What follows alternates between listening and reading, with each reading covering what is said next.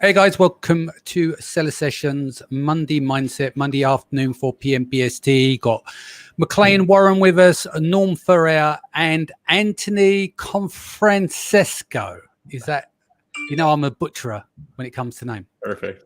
Does that work? Yeah. That's perfect. I just didn't have to say it so slow, right? Cool. Today's show. So we're going to be talking about burnout in business, quite apt considering we get into the business end of Q4. Everyone's going to run round on their chariots of fire and all fired up, and then they'll be burnt out by the 23rd of December. So today, let's talk about some things, what has happened to us in the past in relation to burnout, knowing this is not a sprint, it's a marathon, and how to check yourself and stuff like that. So let's go around the room first, starting with you, Anthony. Do you want to give a little introduction on yourself? Yeah, sure. Hey, everybody. My name is Anthony Cofrancesco. Been in the Amazon FBA space for almost 4 years now. Currently working at a company called PickFu. Before this, I had a chance to run and scale a creative agency for about 2 years. And then I haven't been in this game for as long as some of the other folks on this panel today. So before that, I had a corporate background working at Amazon, and going to chat a little bit about some experiences I've had with burnout and mental health issues through from a younger perspective, I guess. Cool. Are you saying we're old? You are the puppy of the group today, aren't you? So. I guess so, yeah. Cool. Up next is McClain. A little bit of background on you, please. Oh, I thought Norm was next.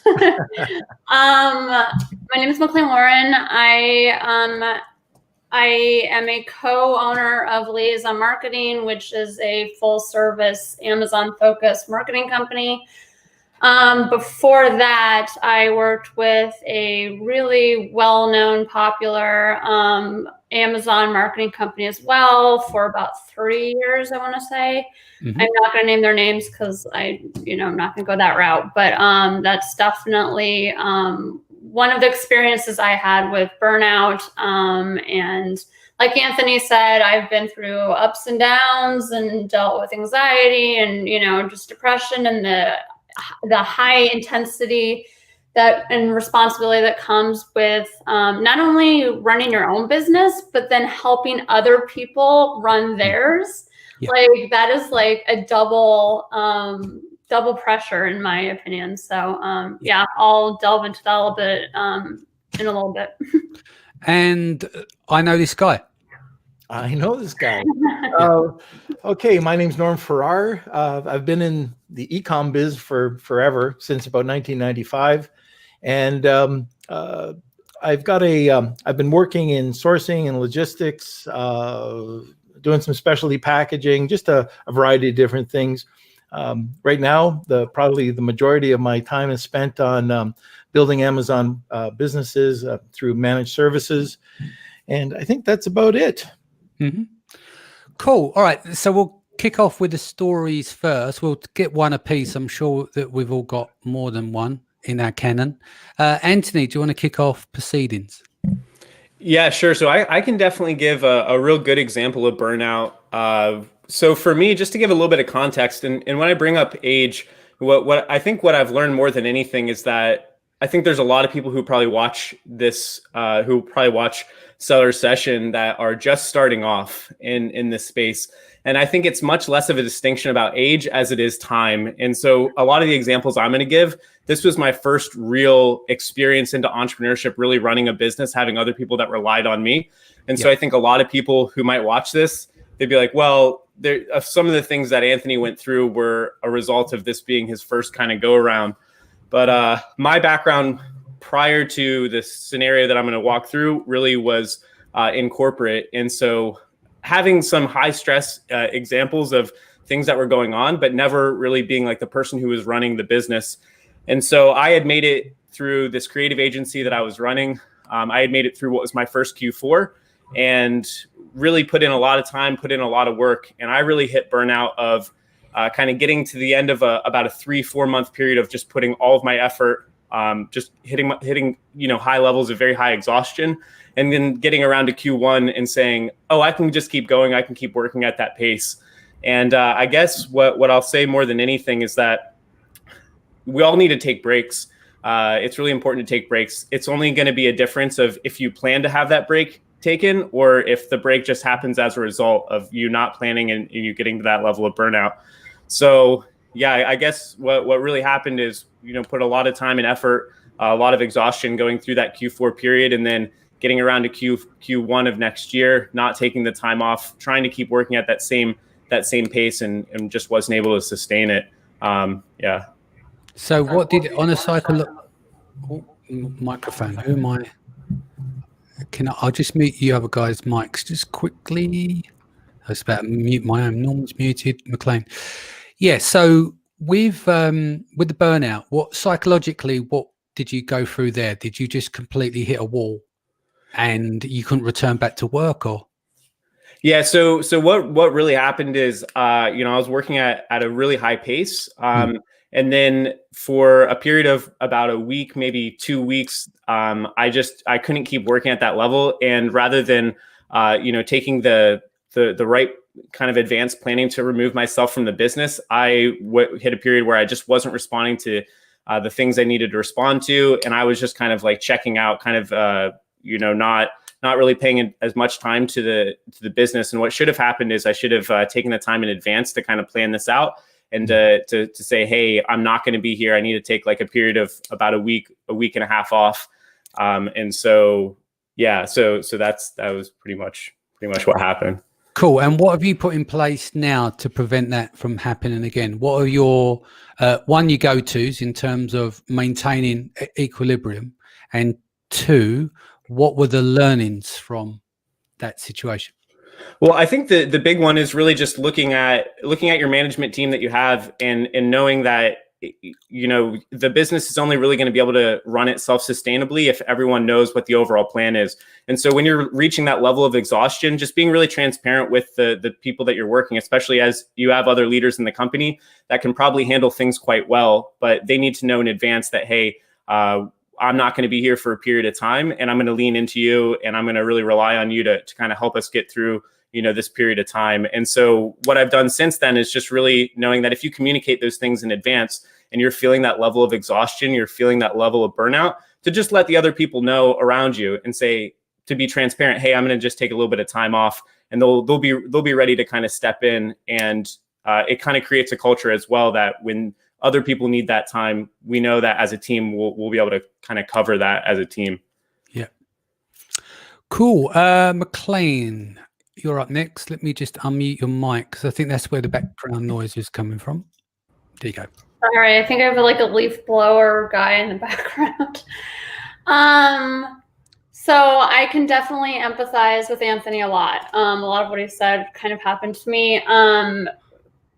Roughly around the time that I quit my old company and started my own, probably about 3 months into starting my own company, we were going into Q4, and we had just gotten plugged by a huge, I'm not exaggerating, like a really big, well-known person within the Amazon community, and business just exploded.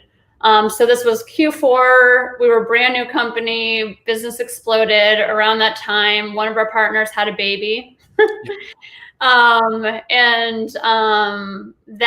a few months after that, another business partner, his dad died. So you would talk about heavy level stress. That was probably one of the more stressful times of my life.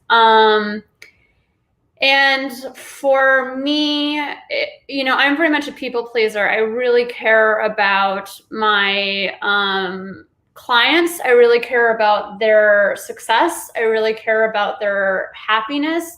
And so I took all that on myself, and I was working 24/7, trying to make up for all these other factors. And just overwhelmed, essentially. There's a lot of metaphors going through my head, but essentially I thought I could do it. I thought I was doing well. I was handling everything. And then, like Anthony said, I just got to a point where I just crashed. And at the time, I didn't really feel like I had a support system. Now I do. Now my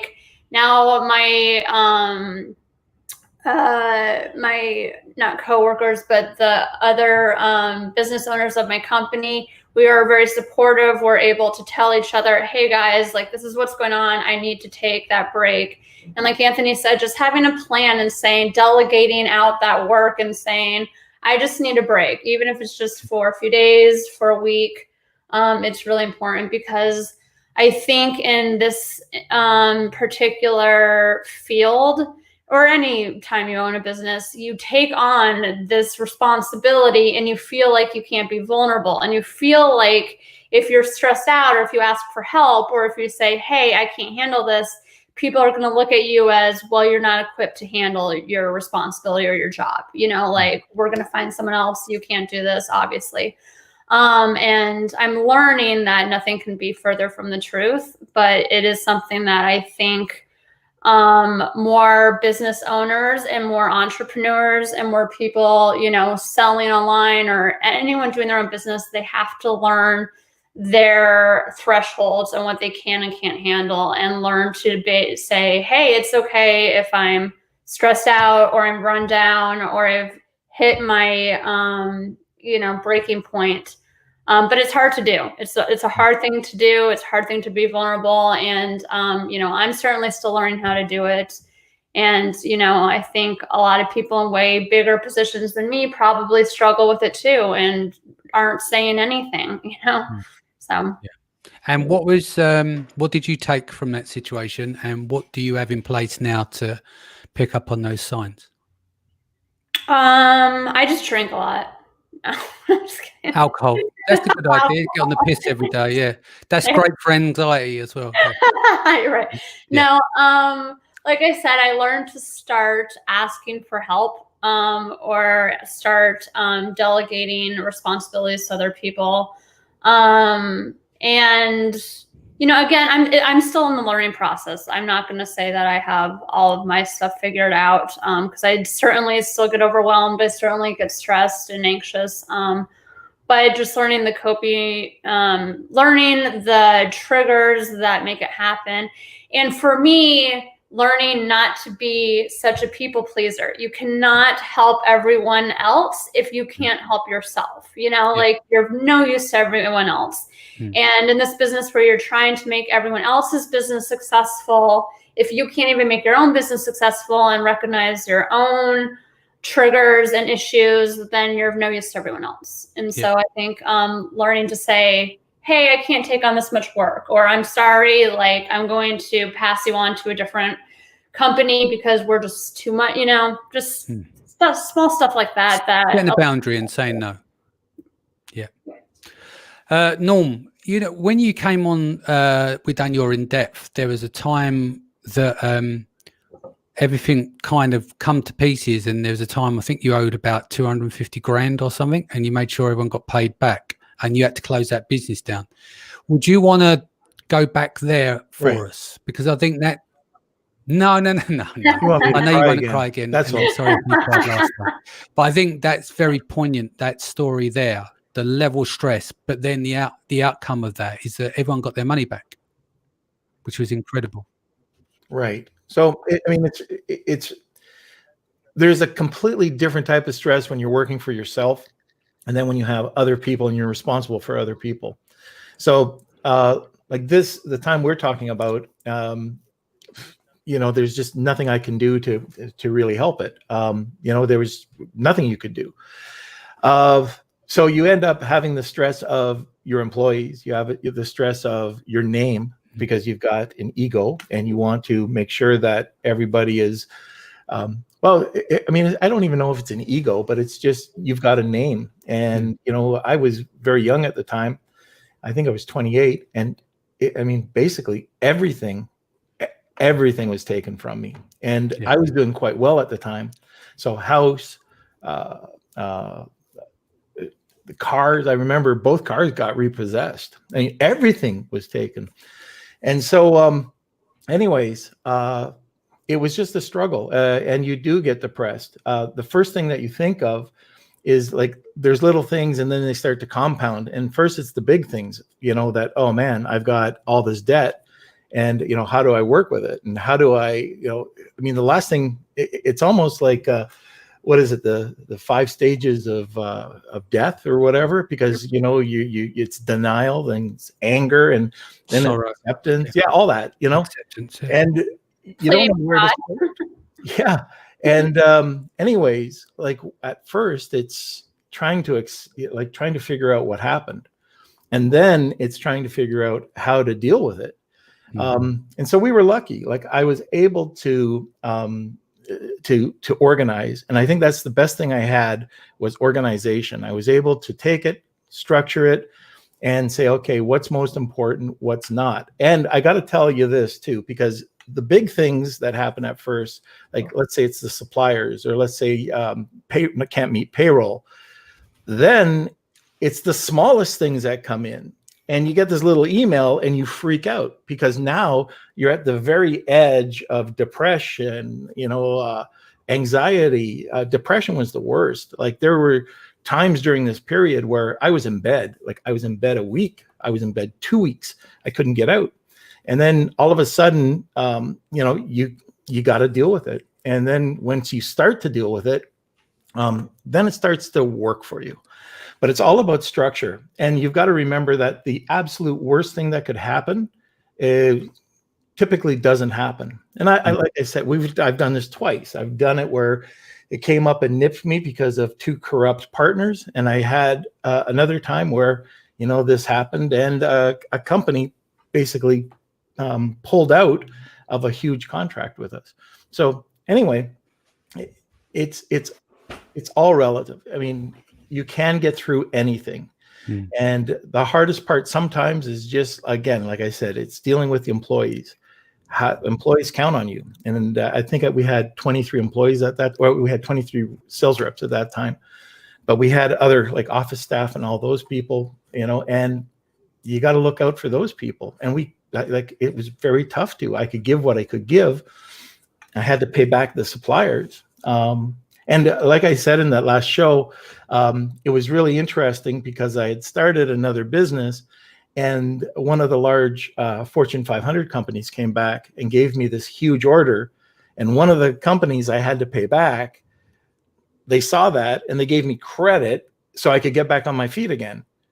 So it was really quite cool how that happened. But the biggest thing that the biggest takeaway that I could give anybody is that no matter what the situation, it's not that bad. You can always get through it.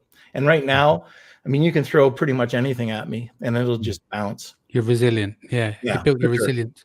Yeah. So what is your main take-ins from that in terms of the takeaway of not going there again? Because obviously we're talking about burnout, fatigue, and mental health. Well, what do you do now if something, let's God forbid, something like that came along again? You're equipped, you're more resilient. Because I'll get into my story in a minute, and I'll tell you it's like a compounding effect. But you get the first one, and then the second one hits.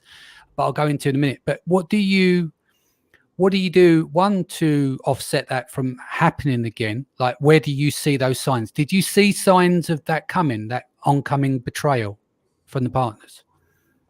No, that was because I think, and I think what happens with betrayal is probably the worst thing to try and recover from. Yeah. I think if you look around, the better word for use is malevolent, where betrayal can be 2 things, right? It can be intent and non-intent, but malevolence is that next layer. And if you don't see it coming, sometimes that wipes people out and they never recover at all. They don't have a philosophy to get back. So you had the depression, you lost the business, you had malevolent betrayal, but you still got through it. What would you say now is that if ever that happened again, how would you be able to deal with it? Well, it's never happened to that degree, but you definitely do have your failures. Like I set up a lot of businesses and I don't go into it, but I know that one of them is going to fail at least. Yeah, at least, But the way that I look at it now is I've got a whole, this happened way back. And like you were saying, I had no idea they'd cooked the books. Yeah. I had actually thought we were doing really well. And it was just a slip up of one of the partners. saying that, that we were over this $400,000 line. And that was the killer. And then I ended up finding out, I actually saved one guy because he was putting more money into the company. This is the fourth guy that was supposed to be in. But what I learned from that was live within your means. So that's one thing. Like right now, even with COVID, if it were to strike, I can live, I don't have to worry. I don't have to have 10 cars. I live within my means. Yeah. And that's probably the biggest thing. Also with hiring people, I always try to have a cover off. So I didn't have that before. I didn't have the cover off. The third thing, probably one of the most important things, is I've built a network, basically a board of advisors, where I can go to people of my peers and I can shoot ideas off of. And it's not one person, it's people from different industries that I can talk to. Hey, what can I do? And they did help me with like this group. I've known them for 25 years. And I was having another like major problem. They got together. It was a Sunday afternoon. We sat down for probably 3 or 4 hours. We worked through it. I was able to apply what they had told me and was able to work through the thing. But getting a good group of people that you can use as a sounding board, like I tell anybody who wants to, check it out, go to EO, Entrepreneur Organization, and they break you into form groups, and you meet once a month, and you have these, usually around 7 to 9 people that you can talk to, and they're all non-competing people, all fairly successful business people. But it's a whole different ball game if you're on your own. Yeah, because then you got to battle yourself, and that's a whole different ball game. So like I think with that, when I was trying to do that on my own, like just to do my own thing, the hardest part was first having the confidence that you can do something. If you don't have that gut feel, I would probably walk away from things. Like make sure you do due diligence, but at the same time, there's got to be, especially when you're working on your own, you've got to make sure that you cut out all distractions. And I've got a whole list of things that I can list on, even now that I've applied to the companies that I have, but I try to get my team to do the exact same thing, like they're working on their own. But it's just cutting down all those distractions that come in, like that bother you every day. And when you do get into something like right now, you can burn yourself out. And what good does that do? It's just poor decision making. You can try to be a superhero and work 25 hours a day, and all that's going to do is kick you between the legs. You've got to, sometimes shorter hours is better. You come back with a refreshed, look at things, and you can shoot it off of other people too. You got this idea, you want to do this. Those are just a couple of points that, I can tell you. Hey, Norm, can I ask you something? Just circling way back to something you said. You had mentioned that in your early 20s that you were so depressed you were in bed for 1 to 2 weeks, right? Oh, yeah. So the question becomes, for people that shut down that hard, like it's really hard to go from that to all of a sudden being like, okay, I need to get my ass in gear. I need to like pull myself out of this. I need to organize. Do you have any advice for people that when they crash that hard? And then what is it that gets you out of bed that goes, okay, you need to like start being active and doing something?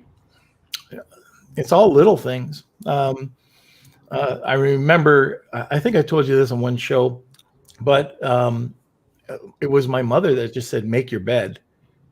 Yes, that's the first thing to do. Make your bed, get your mind straight, and work from there. And it's so hard if you're in a very depressed, because you don't want to do anything. Nothing at all. Like if you're in a black hole trying to dig out of it, it's the little things that start to come back. So it's very hard to think positive. You don't, like for me, I wasn't talking to anybody. It was just you trying to be that problem solver. One of the things that I can tell people that worked for me is to watch comedy. Watch something funny. And that starts to get the ball rolling again. Yeah. So, I mean, that's probably, if that's my go-to. I mean, yeah, you can go over to a doctor and see a therapist, done it, bought the t-shirt, but at the end of the day, you've got to want to go and see that doctor. And if you don't, you're sitting in bed or watching Judge Judy, 10 times a day. Which will depress you way more. Oh, yeah. Oh, Cool. and by the way, my favorite group, Sublime. Thank you for wearing the shirt. Oh, you're well, yeah. Just trying to represent, trying to make you smile. Yeah, there we go. With my one is there's a couple of things that led up to it. So there's the breaking point where I really felt like I got to a breaking point, which was the end of 2009. And just to back up on the story, to give it context, is that I had a very close friend. We had shared the studio together when we were teaching at the audio engineering at colleges and stuff. We would cover each other's classes, and they were done in terms, and we were freelancers. So if I had a short run of gigs to do, because they'll get handed out in September, Christmas, they'll go for 12 weeks or whatever. It'd be like, all right, I've got loads of courses on. I'll throw some your way. You do mine, or you cover for me, and we'll cover for each other. And we've done a lot of stuff together. And so when a guy from the Gold District approached me about setting up an online music site, I brought him in with me. He's like, he wasn't a partner, but he was an employee. But I wanted, like when you bring people with you, it's like, I need to bring him in and he'll work with us. And so what happened is disaster kicking things off. Once we launched, it was a nightmare and was constantly backpedaling. And I remember at the Christmas, I had to let him go. I had a choice. The company gets shut down, or I let one of my best friends go, which to me felt betrayal to him. So I had a choice. You let all of these people lose their job out of principle for your friend, or you lose your friend based on the livelihood of someone else. And to me, that was for me to do that was a big betrayal, but it was the right decision to do. But I'm the one who has to live with that. And by the time we hit that Christmas, I remember we went to the family apartment in Tenerife, and literally going over there, getting some sun on my back for 10 days, I think, was the one thing that allowed me to get back on my feet. And this is the important part of the story, because that was just hitting a wall of working 80-hour weeks for about a year, and then keeping everyone in their jobs, losing your friend to that, and then going away and just getting perspective on things. Because when we come back, I had to get back in the saddle again. By the later that was September 2010, we shut it down, owing $500,000, laid off the team, wrote their CVs or helped write their CVs, hit the black book, got them all employed. I moved to another project. So you're still kind of struggling with that. And then my son died in the November. So I was off for a bit there, but working from home. Came back in the January, and then my daughter died in the July. And then the tough one with my daughter passing is that I changed projects, so I had to go out and earn. So 2 days after losing my daughter, I was back in work. And I remember coming home, and I was at the train station, and I had to buy a ticket.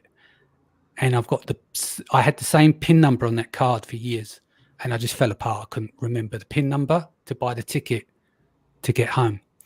And so that was the July 2011. And then after that, I moved on to another project. It was a fucking nightmare. And so the following year, by the time this moved around to the following year, I moved to a new project, and I went in there, and once I see what was going under the hood, I just wanted to get out, like when you just like, this ain't right.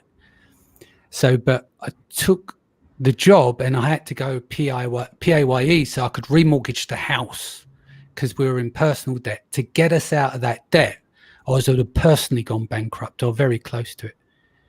And then I walked out of there in the May 2013 with just my shirt on my back, and I sat on my bed, and I was working on some websites and stuff, and I just knew then I had to make it happen.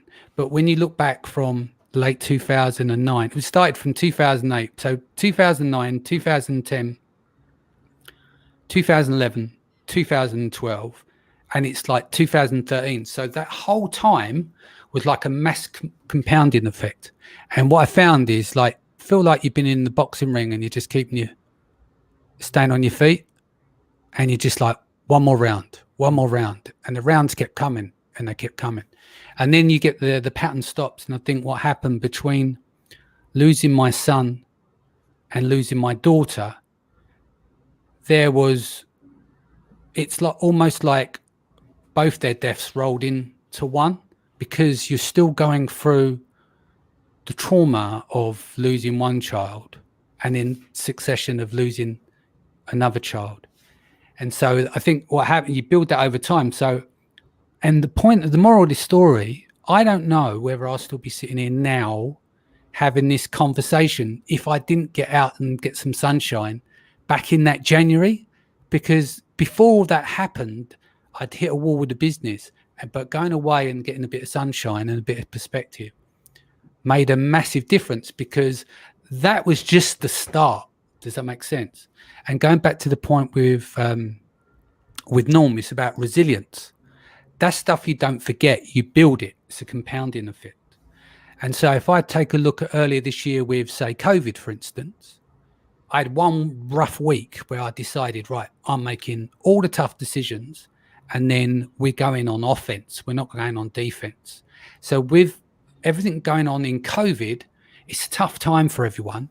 But like Norm, with what happened with Norm, and I'm sure with you guys as well, COVID hasn't touched the sides for me in comparison to before, because you've got to have the context. But I do understand this is the first time round for people through COVID. This may be the toughest moment of their life. And like Norm said, you get through it.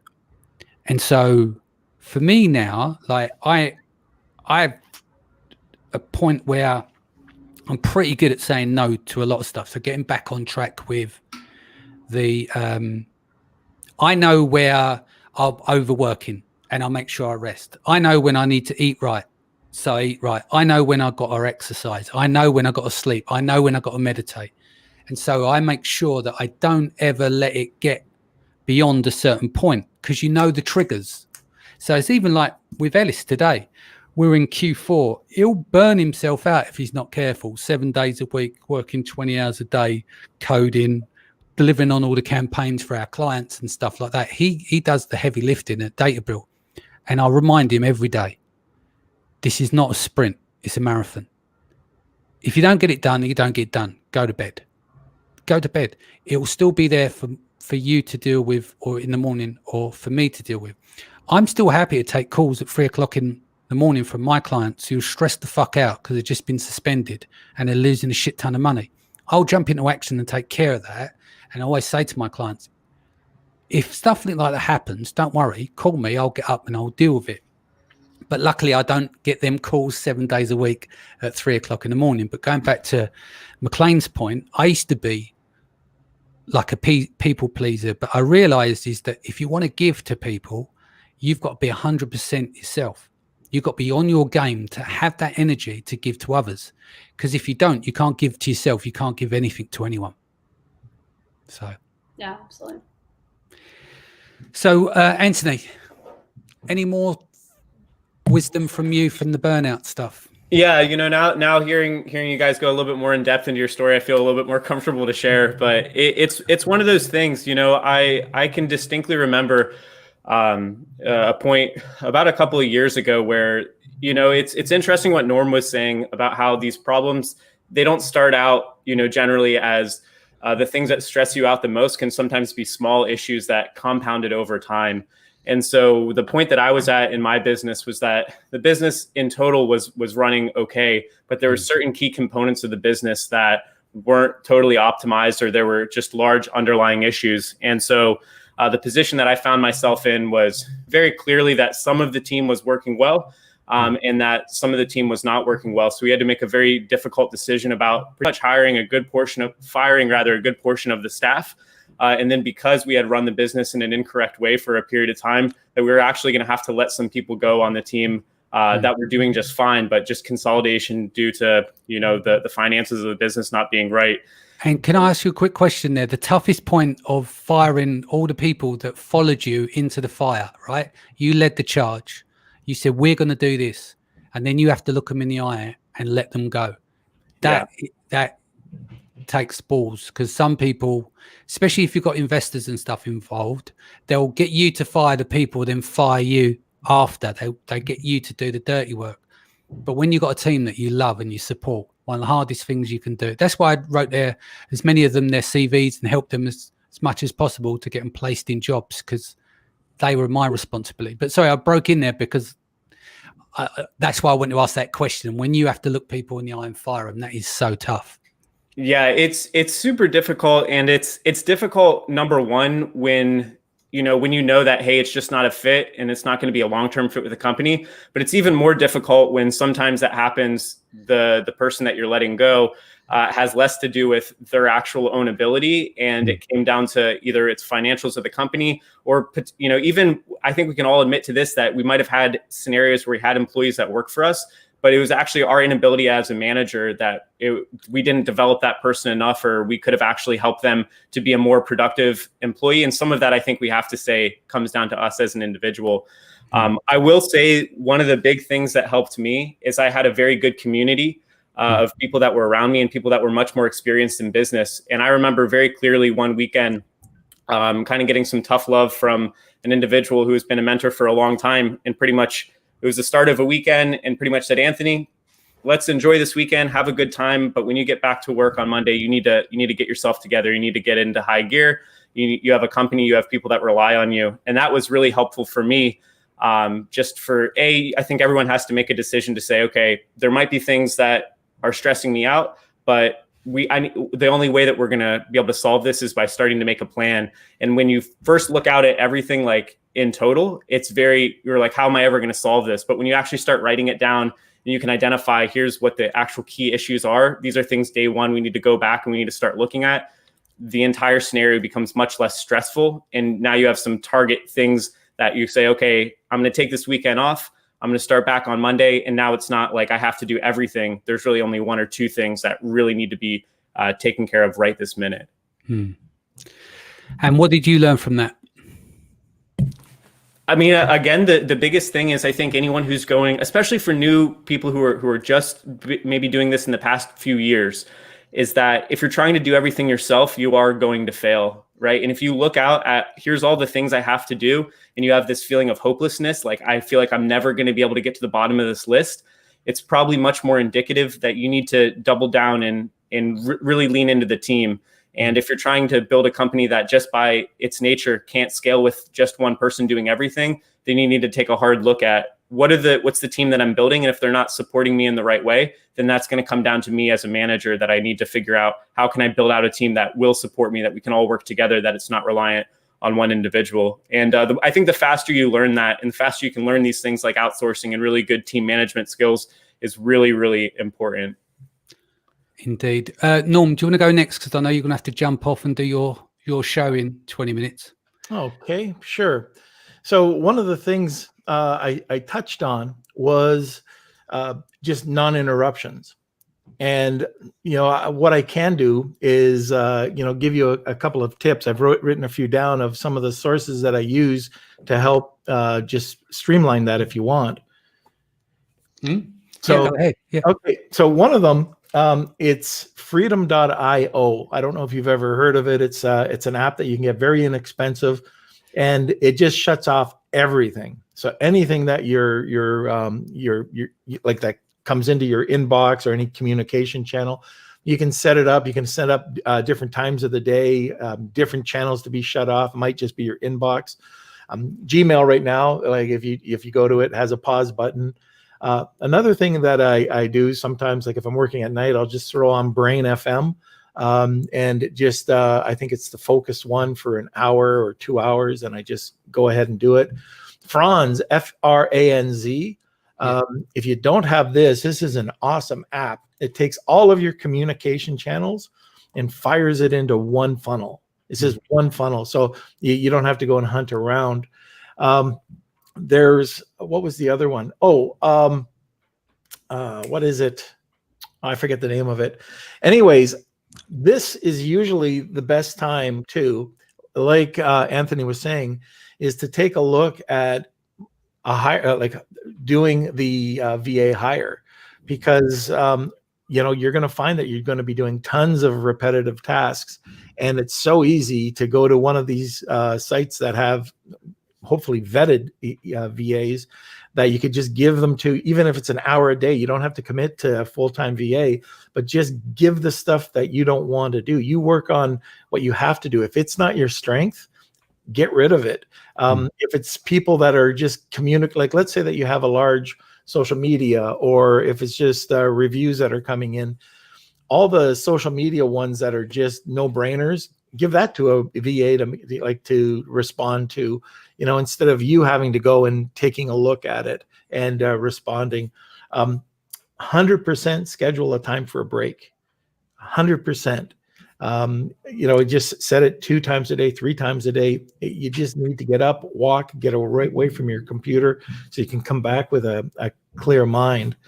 And if you start to feel on edge, or if you start to feel anxious or stressed out, you're working too hard.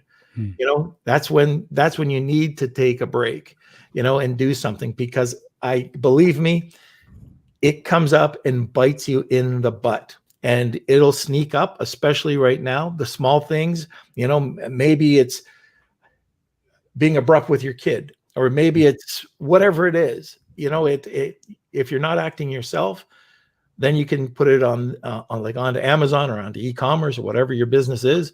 It's absolutely not worth it. And burnout, if you get into burnout, it could take a day, a week, a month, and it could cripple you. Yeah. It's and tough. I would go so, I mean, I can't speak, maybe Danny, you can say opposite, but I think in America, we have this cultural, idealism that you were supposed to work so hard till you nearly drop to fulfill the American dream. In most other countries, they don't have that philosophy. They take time for lunch to enjoy themselves. They take vacations, they do all that stuff. But in America, it's a different way of life, where it's if you're not working hard enough, you're not, doing what you're supposed to be doing. You're supposed to max yourself out. And I think that we need to learn that that's not necessarily true, or is it healthy, or is it beneficial to anyone? Yeah, well, you've got to look at diminishing returns, haven't you? So if you don't, let's say you drink every night, you don't exercise, and you work 7 days a week, you're going to burn out a lot faster. But if you exercise every day, you eat well, but you work hard, but you've got good regulation of sleep, and you take 1 day off a week, or maybe 1.5, and spend it time with family, you can still work really hard and be effective. You could do a 40-hour week, a 50-hour week, and knock it out the park. Or you could do 100 hours and do 20 effective hours. Right. It's about the effectiveness of the work. And I know that outside of entrepreneurship, most of us work from home offices, and they're relocated. I know COVID's changed things. But I suppose that thing in the office where if you're the first one in and the last one to leave, people see and recognize that. And so that there's a culture around that, but that doesn't mean that's effective work as well, And you'll get a lower evaluation. If you're trying to sell your business, and this happened, I was working late, and the guy that we had looking at the business actually said that they were watching. And I walked out, and they sat down, we sat down, and they ended up walking away from the deal for all sorts of reasons. But one big one was it was a false, the numbers were false based on me working late at night, midnight, trying to get stuff done. So it's really weird that the way that it can affect you, and the way that we set up our company, not recently, but back in the day, I'd say about 15, 20 years ago, is that we had a 4-day work week. And it was 4 days, 8 hours a week. And you were expected to take either the Monday or the Friday off, and there'd be a cover off. We had tons of production. People loved working with us, and we paid them 40 hours. Yeah. I mean, if it all comes down to time, and you can't do that on Amazon with suspension, Seller Central, and everything else, and customers. But what you can do is decide, do you need to do all of this stuff? Is it a fantasy? Are you creating work because you can't sit still? Or Right. really is all that work there? 1. 2, do you have processes in place? You can't have processes for emergency. Well, you can have SOPs, but their emergency is emergency. So it will break up your day if an emergency happens. That's reactional work, yeah, rather than work that's done on a systemized basis. But you got to look inside as a person as well, and like, do I really need to do all of these hours to be effective? Because the question always is, I'm going to work all of these hours. I'm going to show people I'm going to work more hours than them, and I'm going to get twice as much done in a year. But then they don't calibrate everything else, the exercise, the rest, the sleep. Because you see with, like, let's just say we go down that route again. You drink every day, for instance, because you're stressed out. You get to the end of the day. When you drink, your sleep, you might sleep 2 hours less because you wake up in the night, need to go to the toilet, don't feel great, hard to fall back to sleep, wake up, feel like shit. Then you load up on coffee and blow your adrenals. Yeah. Then by the afternoon, the coffee doesn't work. Then you're just fighting on your will of strength to get through the day. Then you get to the end of the day. Then you're exhausted. So then you pour another glass of wine or grab a beer to take the edge off things. Then 1 turns to 2 to 3 to 4. Then you do the whole process all over again. And suddenly you're sleeping less, you're drinking more, you're gaining weight, you're not exercising. And it all goes off a cliff. So I think it's the messages that you send to yourself as well. It's like, we talk about be kind to yourself, but ask yourself, sit down, and everyone who's listening, grab a piece of paper. Why do I work 80 hours a week? Write it down on a bit of paper, journal it out, and then write down how affected am I in those 80 hours a week, and what are my gains from doing 80 hours a week? And ask those honest questions. And you probably find by scribbling down on that bit of paper is that you're like, yes, ego, isn't it? I'm just doing this 80 hours a week because I'm an entrepreneur and I'm going to do this. And I can say, yeah, I've done 80 hours last week. But it doesn't fix anything. It doesn't solve anything. It takes you away from your family. You don't get that close time with them and stuff like that. So I suppose the point I'm getting to is you need to optimize for that as well. And that's the biggest struggle, because when you think, well, anything can go wrong on Amazon, right? You can get that call or that email that comes through, you wake up and you're suspended and you jump into action. Everything else goes out the window. Then keep your powder dry for those moments. If you're fully rested, right, you're exercising, you're not on the piss every day, and you just like have a drink at the weekend or whatever you do, and you take regular breaks, when that email does come, you're ready to pounce on it. Because you're not burnt out at that point of getting that, get high anxiety and go, oh shit, I've got to do that, and then melting down. The idea is to be in the best shape possible you can be for that moment if it comes, because you're going to need to put all of your energy into that to turn it around. But you nailed it when you were talking about, you've got to put all your energy into that suspension or whatever. Yeah. One of the things that we've done is we do these risk evaluations. And so if it's putting together a game plan, or if it's a negative review or whatever, they're already evaluated. And so you can go and you could just get it, and this is what we have to do. Yeah. So you think about it before it happens. And that's with each SOP that we have, there's that risk evaluation portion of it. So then you don't have to really be too worried about it. I'm just looking at the time. I gotta jump on the show. Anyone, the guys listening live, don't forget to turn over the channel in 10 minutes and go and join Norm. Who you've got on today, Norm? Oh, Tim Jordan. Tim Jordan's on. Good man. Yeah. Excellent. All right. Enjoy yourself, mate. All right. And have a cracking Prime Day. It all kicks in. I'm hoping. Yeah. All right. See y'all later. All right, Norm. Take care. Bye. Go to the comments, and then McClain will get another story before we wrap. Yeah, it's about 10 minutes to go. Over in the comments, Tiffany says, good morning, guys and lady. Saibi says, hey guys, happy Monday. Patty McClain Warren. Any relation? I'm sure. Yeah, that would be my mom. Yeah. Good morning, folks from NC. I love North Carolina.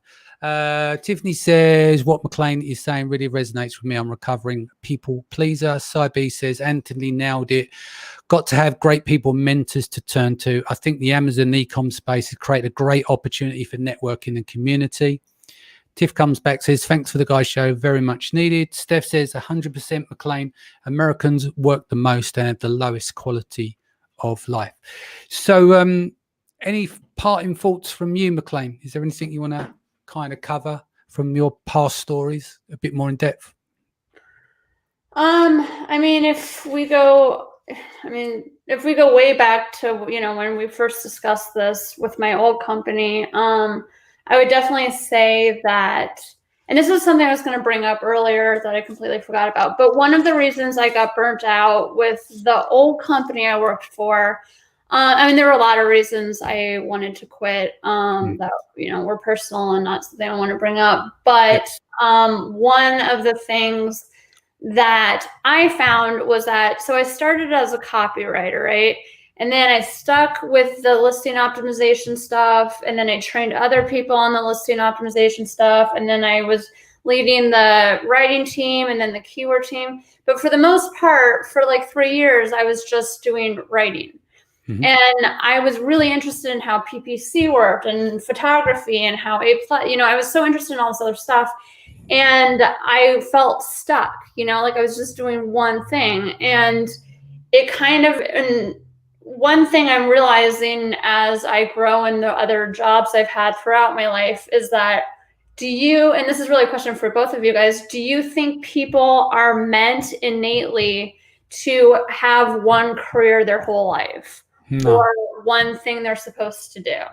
No, I don't believe that. I don't know. I think it depends. If you really love something, like I was in the music industry, right? So I got my dream career. It's like having a footballer getting, you know, to the levels I reached in terms of being able to DJ all the world and the amount of DJs out there and stuff like that. You're very lucky. It's a lottery, and I didn't think I'd get that again, but I got that doing the Amazon thing, because to me it's like my music career, right? So instead of DJing on the road, I do speaking gigs. Instead of having a radio show on Kiss, mm-hmm. I have a podcast. Right. Instead of making records in the studio, you develop products and services. So it's a parallel that goes. So I get the same fulfillment from this than I did in the music industry, and not many people get a second term. But to answer your question, I don't think we're designed to do one job for life. I think we live in a different lifestyle now. I think people get bored. They want to have a sense of achievement. And we, maybe our parents or our grandparents were the ones that got the watches at the end of 50 years of service at one company. And I don't think the loyalty is there necessarily for the bigger organizations to keep people. Once you reach a certain age, you damage goods, and either they push you out the door somehow, or they retire you and they take care of you. But I think that's very far and few between that people retire now. A lot of stuff is if you're working kind of more like blue collar, if you like, you know, zero contracts. So culturally everything shifted, and I don't think the loyalty there is to one company over a long distance, especially where people need to feel developed and they need to feel like they're going somewhere, you know. Mm-hmm. What about you, Anthony? What do you think? Yeah, I think people definitely progress and develop over time. What I will say is I think it's maybe what Danny's saying is it's a little bit less about finding that one thing versus finding something that you really enjoy deep down. And so maybe it might be you could do Amazon, and there's certain parallels that reach, you know, that were similar to the music industry. And I think I would agree with that as well for myself. It's like especially when you're doing a job, you know, deep down, you can be true to yourself and know deep down, this isn't what you want to be doing. And if you're in that scenario of, you know, this isn't what you want to be doing, then to find something that you are excited and passionate about. Yeah. And I think that's what causes a lot of burnout with a lot of people, is just not being. Or if you hate your job, if you get up every day and hate it, what you do. It's the same with people. I know people that do Amazon and hate it. They've enjoyed it once, but they hate it now. The stress has got too much. And I'm like, just sell the fucking thing. Yeah. And even individual aspects of your job, I didn't really realize for a long time how certain parts of my own job were causing me so much stress. And actually taking the time to just say, this is something I'm not. For me, writing is one of those things. Like, I've written extensively, but if I actually have to sit down and actually write things, it is a huge source of stress. It's a huge source of anxiety. And so just taking that completely off of the table to say, this is not something I'm going to do, is just a complete game changer. You know, Right. at least for me, individual components of your job. Yeah. Cool. All right, let's get ready to sign off. Anthony, best way people can reach you.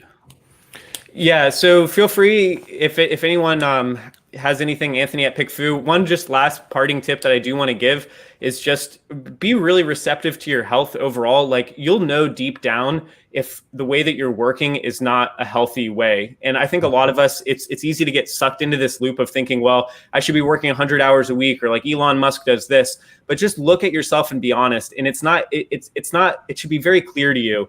If you're feeling exhausted, if you're feeling just huge amounts of stress, and you wake up and you feel this depression, there's something that's wrong, you know, and you're able to lie to yourself for a very long time of saying, oh, this is fine. But the minute you get that feeling, really, you know, edge into that feeling, because you're right. Your body's trying to tell you something. Your brain is trying to tell you something, and it's never going to go away. You just have to recognize. Anyway, that's what I'll say. And if anyone has any questions, feel free to reach out. Sounds good. And to you, McClain. I guess my parting words would be, and this happened recently, and Danny, I appreciate you being one of the people, but reach out to people if you're feeling, you know, like we have, again, I talked about this earlier, but we have this feeling of vulnerability, or people are going to judge me if I say, hey, I'm really struggling here, like I'm not feeling right. But I can attest to the fact that you have a lot more support than you think you do, and a lot more people care than you probably give yourself credit for. So, you know, and I know Norm gave a lot of resources for people, you know, or groups you can talk to. So I would really encourage that. My name is McClain Warren. I work, or I own Liaison Marketing, and that's LIAZON marketing. And yeah. And you can find me on Facebook and pretty much every other social media source there is. Cool. Guys, I'll be back here 4 p.m. tomorrow. A slight twist, though. Lazar from Sellers Alley and Yana are putting on a 48-hour megathon tomorrow. Starts at 8 a.m. in the morning. So I'm going to present Seller Sessions live, like the daily, off of that platform tomorrow at 4 p.m. But I'll post it on my page. I'm sure people are going to get hit with Facebook ads and stuff for the promotion. I think it's started already. So they're doing 48 hours through the whole Prime experience and covering off PPC. They've got guests all through the day and through the night. So I'll be jumping on there tomorrow. I'll post it to my page. So 4 o'clock tomorrow, you'll be able to find me there, and I'll post the usual destinations. Hope everyone has a good day. Stay safe, and I'll see you again tomorrow, 4 p.m. BST. Take care. Thanks, Danny. Thanks, Danny.